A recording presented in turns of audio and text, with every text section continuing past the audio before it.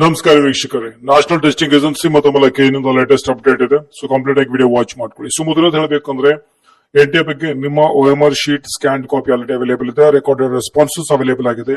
ದಯವಿಟ್ಟು ಒಂದ್ಸಲ ಚೆಕ್ ಮಾಡ್ಕೊಳ್ಳಿ. OMR ಅಂದ್ರೆ ನಿಮ್ಮ OMR ಅಲ್ಲಿ ಕರೆಕ್ಟ್ ಇದೆಯಾ, ಏನಾದ್ರು ಮಿಸ್ ಆಗಿದೆಯಾ, ನೀವು ಶೇಡ್ ಮಾಡುವಂತದ್ದು ಮಿಸ್ ಆಗಿದೆಯಾ, ಸೊ ಅದನ್ನ ದಯವಿಟ್ಟು ಕರೆಕ್ಟ್ ನೋಡ್ಕೊಳ್ಳಿ. ಯಾಕಂದ್ರೆ ಅದನ್ನ ಪ್ರೊಸೆಸಿಂಗ್ ಮಾಡಿ ಫಲಿತಾಂಶನ ಕೊಡ್ತಾರೆ. ಒಂದ್ ವೇಳೆ ತಪ್ಪು ಕಂಡು ಬಂದಲ್ಲಿ ಏನ್ ಮಾಡ್ಬೇಕು ಅಂದ್ರೆ ನೀವು ಚಾಲೆಂಜ್ ಮಾಡುವಂತ ಒಂದು ಲಿಂಕ್ ಕ್ಲಿಕ್ ಮಾಡಿ.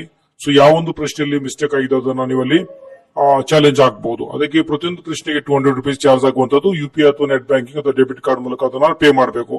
ಒಂದ್ ವೇಳೆ ನಿಮ್ದು ಕರೆಕ್ಟ್ ಆಗಿತ್ತು ಅಂತಂದ್ರೆ ನಿಮ್ಗೆ ₹200 ರಿಫಂಡ್ ಆಗುತ್ತೆ.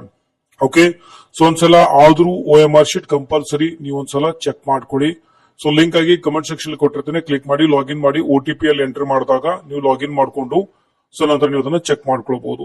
ಆಮೇಲೆ KE ಬಗ್ಗೆ ಹೇಳ್ಬೇಕು ಅಂತಂದ್ರೆ ನಿನ್ನೆ ಅಂದ್ರೆ 13ನೇ ಜುಲೈ ನಿಮಗೆ ಆಲ್ರೆಡಿ ಒಂದು ಪ್ರೊವಿಸನಲ್ ಫಲಿತಾಂಶನ ಬಿಟ್ಟಿದ್ದಾರೆ. ರೌಂಡ್ 1 ಸಂಬಂಧಪಟ್ಟ ಹಾಗೆ ಯಾರಿಗೆ ಅಲರ್ಟ್ ಆಗಿದೆಯೋ ಅಥವಾ ಅಲರ್ಟ್ ಆಗ್ಲಿ, ನೀವು ಕಂಪಲ್ಸರಿ ಏನಂತಂದ್ರೆ ನಿಮ್ಮ ರಿಸಲ್ಟ್ ನೋಡಿದ ನಂತರ ಕಟ್ ಆಫ್ ನ ಒಂದ್ಸಲ ಚೆಕ್ ಮಾಡ್ಕೊಳ್ಳಿ. ನಿಮ್ಗಿಂತ ಕಡಿಮೆ ಇರುವಂತಹ ರ್ಯಾಂಕ್, ನೀವು ಹಾಕಿರುವಂತಹ ಕಾಲೇಜ್, ಅದೇ ಕಾಲೇಜ್ ಮತ್ತೆ ಅದೇ ಕೋರ್ಸ್ ಅಲ್ಲಿ ಏನಾದ್ರು ಸೀಟ್ ಅವೈಲೇಬಲ್ ಅವರಿಗೆ ಅಲರ್ಟ್ ಆಗಿದೆಯಾ, ನಿಮಗೆ ಅಲರ್ಟ್ ಆಗಿಲ್ವ ಅಂತ ಚೆಕ್ ಮಾಡ್ಕೊಳ್ಳಿ. ಒಂದು ತಪ್ಪು ಕಂಡು ಬಂದಲ್ಲಿ KEಗೆ ನೀವು ಇಮೇಲ್ ಮೂಲಕ ಅವರಿಗೆ ಹೇಳಬಹುದು. ಸೊ ಅದರ ಒಂದು ಇಮೇಲ್ ID ಎಲ್ಲ ನಿಮಗೆ ಕಮೆಂಟ್ ಸೆಕ್ಷನ್ ಅಲ್ಲಿ ಕೊಟ್ಟಿರ್ತೇನೆ, ಡಿಸ್ಕ್ರಿಪ್ಷನ್ ಅಲ್ಲಿ ಚೆಕ್ ಮಾಡ್ಕೊಳ್ಳಿ. ಓಕೆ, ಸೊ ಇದು ಇನ್ನೊಂದು ನೆನ್ಪಿಟ್ಕೊಳ್ಳಿ, ಬಿಟ್ಟಿರುವಂತಹ ಫಲಿತಾಂಶ ಏನಿದೆ ನೋಡಿ, ಇದು ಫೈನಲ್ ಇಲ್ಲ. ಇದನ್ನು ತೆಗೆದುಕೊಂಡು ಹೋಗಿ ಅಡ್ಮಿಷನ್ ಮಾಡ್ಕೊಂಡು ಇರುವುದಿಲ್ಲ. ಸೊ ವೇಟ್ ಮಾಡಿ, ಫೈನಲ್ ನಿಮಗೆ 15ನೇ ತಾರೀಕು ಬರುತ್ತೆ. ಆ ಒಂದು ಫಲಿತಾಂಶ ಬಂದ ನಂತರ ನಿಮಗೆ ಆಮೇಲೆ ಚಾಯ್ಸಸ್ ಮಾಡ್ಬೇಕಾಗತ್ತೆ. ನೀವು ಅಡ್ಮಿಷನ್ ಮಾಡ್ಕೊಳ್ತಿರೋ ಅಥವಾ ಹೋಲ್ಡ್ ಅಲ್ಲಿ ಇಟ್ಕೋತಿರೋ ಅಥವಾ ಸಿಕ್ಕಿರೋ ಕಾಲೇಜ್ ಡಿಲೀಟ್ ಮಾಡ್ತಿರೋ ಏನ್ ಅನ್ನೋದನ್ನ ನಿಮಗೆ ಫಲಿತಾಂಶದ ಅಂದ್ರೆ ಚಾಯ್ಸಸ್ ಕೊಟ್ಟಾಗ ನೀವು ನಿರ್ಧಾರ ಮಾಡಬೇಕಾಗುವಂತದ್ದು.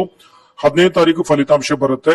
ಸೊ ಅದಕ್ಕೆ ಸಂಬಂಧಪಟ್ಟ ಡೀಟೇಲ್ ವಿಡಿಯೋ ನೆಕ್ಸ್ಟ್ ವಿಡಿಯೋದಲ್ಲಿ ಮಾಡಿರ್ತೇನೆ. ಒಟ್ಟಾಗಿ ಪ್ರೆಸೆಂಟ್ ಸಿಚುವೇಶನ್ ಏನಂದ್ರೆ ನೀವು ರಿಸಲ್ಟ್ ನೋಡಬೇಕು, ಕಟ್ ಆಫ್ ಚೆಕ್ ಮಾಡ್ಕೊಳ್ಳಿ, ಎಲ್ಲ ಕರೆಕ್ಟ್ ಇದೆಯಲ್ಲ ಅಂತ. ನೀವು ಒಂದ್ ವೇಳೆ ಕರೆಕ್ಟ್ ಇತ್ತು ಅಂದ್ರೆ ಓಕೆ, ಇಲ್ಲಪ್ಪ ಅಂದ್ರೆ ದಯವಿಟ್ಟು ಇಮೇಲ್ ಮುಖಾಂತರ KEಗೆ ತಿಳಿಸಿ. ಎಲ್ಲಾ ಪರಿಶೀಲನೆ ಮಾಡಿ ಜುಲೈ 15ನೇ ತಾರೀಕು ಫೈನಲ್ ಫಲಿತಾಂಶ ಬರುವಂತದ್ದು. ಮುಂದಿನ ಪ್ರೊಸೀಜರ್ ಸಹ ನಿಮಗೆ ವಿಡಿಯೋ ಮುಖಾಂತರ ಹೇಳಲು ಪ್ರಯತ್ನ ಮಾಡ್ತೀನಿ. ಈ ವಿಡಿಯೋದಲ್ಲಿ ಅಷ್ಟೇ. ಮತ್ತಷ್ಟು ಮುಂದಿನ ವಿಡಿಯೋದಲ್ಲಿ ಟೇಕ್ ಕೇರ್, ಬಾಯ್.